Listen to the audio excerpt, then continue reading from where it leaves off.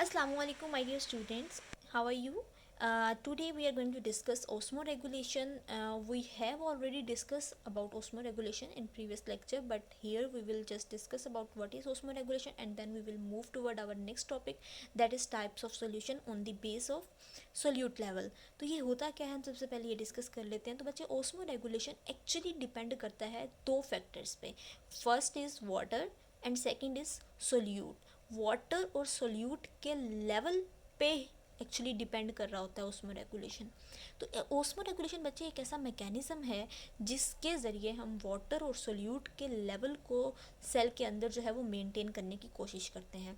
अगर हम बात करें नॉर्मल सेल की बच्चे, तो नॉर्मल सेल आपको पता है नॉर्मल सेल में क्या होता है. सेल होता है जो सेल के अंदर न्यूक्लियस मौजूद होता है, ऑर्गेनेलिस लाइक माइटोकॉन्ड्रिया, क्लोरोप्लास्ट, ये सारी ऑर्गेनेलिस मौजूद होती हैं और उसको सराउंड किया हुआ होता है, कवर किया हुआ होता है with the help of envelope that is called cell membrane.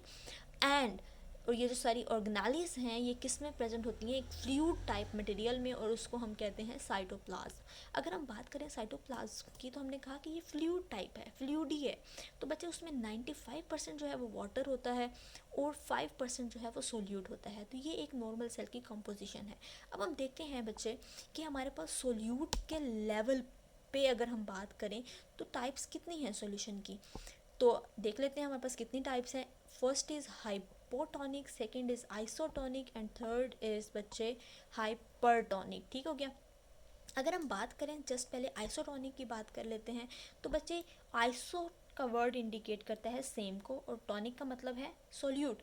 अब अगर हम बात करें ऐसा सॉल्यूशन जिसमें सोल्यूट का लेवल बिल्कुल उतना ही है जितना सेल के अंदर होता है, और सेल के अंदर कितना होता है 5%. तो अगर सोल्यूट का लेवल सॉल्यूशन में 5% होगा और 95% उसमें वाटर होगा तो उसे हम आइसोटोनिक सॉल्यूशन कहेंगे, बिकॉज टॉनिक का मतलब क्या होता है सोल्यूट. अब ऐसा सॉल्यूशन जिसमें सोल्यूट का लेवल बिल्कुल सेम होता है एज इन सेल के अंदर जितना होता है. अगर हम ऐसे सॉल्यूशन में सेल को रख देंगे तो सेल पे कोई फ़र्क ही नहीं पड़ेगा. सेल के अंदर ना तो वाटर जाएगा ना सेल से वाटर निकलेगा, यानी कि सेल पे कोई इफेक्ट नहीं होगा. सेल वैसे का वैसा ही रहेगा. क्यों वैसे का वैसा रहेगा? क्योंकि वाटर की मूवमेंट जो है आपको पता है तब होती है या इस तरह होती है कि जहाँ पर सोल्यूट का लेवल ज़्यादा होता है वाटर उस तरफ मूव करना शुरू कर देता है. अब सोल्यूट का लेवल सेल के अंदर भी 5% है, सेल के बाहर भी 5% है, तो सोल्यूट का लेवल सेम है तो वाटर तो मूव ही नहीं करेगा. तो वाटर जो है वो मूव नहीं करेगा तो सेल जो है वैसे का वैसा रहेगा. तो ये हो गया आइसोटोनिक सोल्यूशन. अब हम डिस्कस करते हैं हाइपोटोनिक सोल्यूशन से क्या मुराद है. अब हाइपो का मतलब है लेस, टॉनिक का मतलब सोल्यूट. अब एक ऐसा सोल्यूशन जो हमने बीकर के अंदर बनाया हुआ है, ऐसा सोल्यूशन जिसमें सोल्यूट का लेवल कम हो. किससे कम हो भाई? सेल के सोल्यूट के लेवल से. अब देखें, अब ऐसा सोल्यूशन अगर हम बनाएं जिसमें सोल्यूट का लेवल 1% हो और 99% उसमें वाटर हो, तो इसका मतलब सोल्यूट का लेवल कम है. किससे? As compare to cell. Cell में सोल्यूट का लेवल कितना है? 5%. जी बिल्कुल. अगर हम ऐसे सॉल्यूशन में एक नॉर्मल सेल को ऐड कर देंगे जिसके अंदर 5% क्या है? सोल्यूट. इसका मतलब ये है कि सोल्यूट का लेवल तो सेल के अंदर ज़्यादा है. अब वाटर मूव करेगा from the area of lower concentration to the area of higher concentration. अब वाटर का सोल्यूट का लेवल कहाँ पे ज़्यादा है? सेल के अंदर. अब वाटर क्या करेगा? मूव करेगा सोल्यूशन से सेल के अंदर. जब वाटर सेल के अंदर मूव करेगा तो सेल क्या हो जाएगा बच्चे? सेल जो है वो फूल जाएगा, टर्जिड हो जाएगा.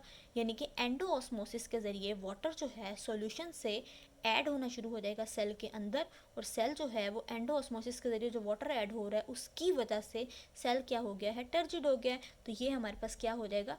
सेल टर्जिड हो जाएगा. क्यों? क्योंकि ड्यू टू क्या हुआ है? गेन ऑफ वाटर हुआ है.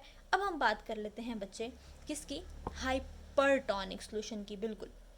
अब हाइपरटोनिक सोल्यूशन बच्चे एक ऐसा सोल्यूशन है जिसमें क्या है? हाइपर का मतलब होता है मोर, हाइपो का मतलब लेस, हाइपर का मतलब मोर. अब ऐसा सोल्यूशन जिसमें हमारे पास टॉनिक मतलब सोल्यूट, सोल्यूट का लेवल क्या है? ज़्यादा है. किससे ज़्यादा है? सेल के अंदर सोल्यूट से. अब सेल के अंदर सोल्यूट का लेवल कितना है? हमने पढ़ लिया है 5% सोल्यूट है और 95% क्या है? वाटर है. अगर जो हमने सॉल्यूशन बनाया है उसमें सोल्यूट का लेवल ज़्यादा हो, यानी कि अगर 20% जो है सोल्यूट का लेवल हो उस सोल्यूशन में, जैसे कि ये बीकर में मैंने सोल्यूशन बनाया हुआ है, इस बीकर में 20% जो क्या है? सोल्यूट है, 80% क्या है? वाटर है. लेकिन सेल के अंदर क्या है? सेल के अंदर तो 5% सोल्यूट है और हमारे पास 80% वाटर है. सॉरी, सेल के अंदर 5% सॉल्यूट है और 95% वाटर है।